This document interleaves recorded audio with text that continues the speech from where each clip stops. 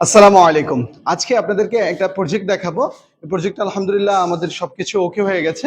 Just এই প্রজেক্টটা যেভাবে করা হয়েছে একটা পারফেক্ট প্রজেক্ট আপনাদেরকে দেখাবো যে কোনো ধরনের ভুল ছাড়া একটা পারফেক্ট ইন্টেরিয়র কাজ করার জন্য তারা কিভাবে ইলেকট্রিক ওয়্যারিং গুলো করেছে, একটা মডিউলার কিচেন করার জন্য তারা কিভাবে স্ল্যাবগুলো মেনটেন করেছেন। তো চলুন, আপনারা যদি দেখেন এইখানে আমরা আপনাদেরকে মডিউলার কিচেনটা দেখাচ্ছি। সো মডিউলার কিচেনের এখানে ওপেন কিচেন টাইপ হলো মডিউলার কিচেন। সো এই কিচেনটাতে যে স্ল্যাবের হাইটটা মেনটেন করা হয়েছে এটা 34 ইঞ্চিসে করা হয়েছে এবং দেখেন এখানে পুরোটাই কমপ্লিটলি এখানে এই এই জোনটা অনেকটাই ড্রাই জোন টাইপের হবে। সো ওপেন কিচেনের সাথে দুটো কিচেনের এরিয়া রয়েছে ওনাদের।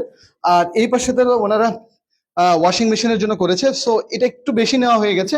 ধরেন আপনি 98% বলতে পারবেন যে এই প্রজেক্টের ভিতরে সবকিছু ঠিকঠাক আছে। তো এটা আরেকটু ওনারা ডাউন করবেন, কারণ ডাউন করলে ওনাদের পারফেক্ট এটা হয়ে যাবে।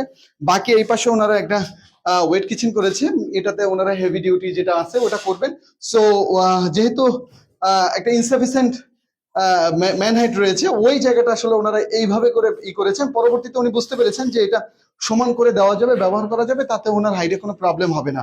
সো এই বিষয়টা উনি হয়তো এই সমস্ত দুটো বিষয় ছাড়া মোটামুটি ভাবে আপনি যদি বলেন তাহলে একদম পারফেক্ট, প্রত্যেকটা কাজ গুছানো, ইলেকট্রিক ওয়্যার গুলা গুছানো, হ্যাঁ সবগুলো প্রত্যেকটা বিষয়তে পয়েন্ট পয়েন্ট ধরে ধরে উনি কাজ করেছেন এবং এই কাজগুলো উনি ভিডিও দেখে তারপর নিজে রিসার্চ করে উনি শিখেছেন।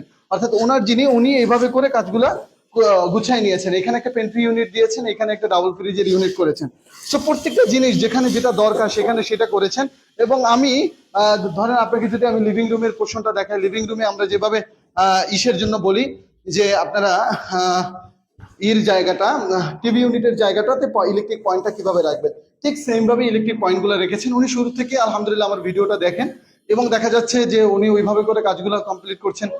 যখন ওনার কাজগুলো প্রায় শেষের পর্যায়ে তখন উনি আমাকে কল করেছেন এবং উনি অনেকের সাথেই কথা বলেছেন, দেখেছেন। তো সবকিছু মিলায় ওনার কাছে যেটা মনে হয়েছে যে আলহামদুলিল্লাহ ওনাকে হয়তো আমার একটা টিম বা আমি সবকিছু মিলে একটা ভালো কাজ ওনাকে প্রেজেন্ট করতে পারবো।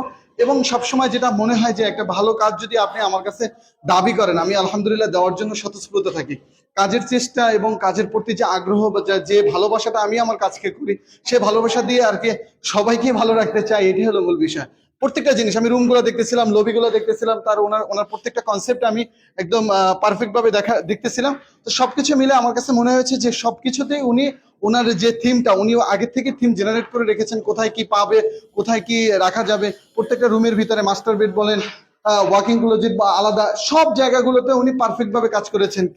আপনার কি বলে ওয়াশরুমের ভিতরে, তো প্রত্যেকটা জায়গাতেই আমি দেখেছি যে উনি সঠিকভাবে কাজ করেছেন। তো আপনাদের সাথে আমি এটাই শেয়ার করতে চাচ্ছি যে পারফেক্ট কাজ করার জন্য আপনি যদি ইচ্ছা শক্তি থাকে এবং প্রথম থেকে যদি আপনি ইন্টেরিয়রের কথা ভাবেন, তাহলে স্যানিটারি বলেন, ইলেকট্রিক বলেন, তারপরে প্রত্যেকটা জিনিসেই কিন্তু আপনি ওই পারফেকশনটা মেনটেন করবেন। ধন্যবাদ।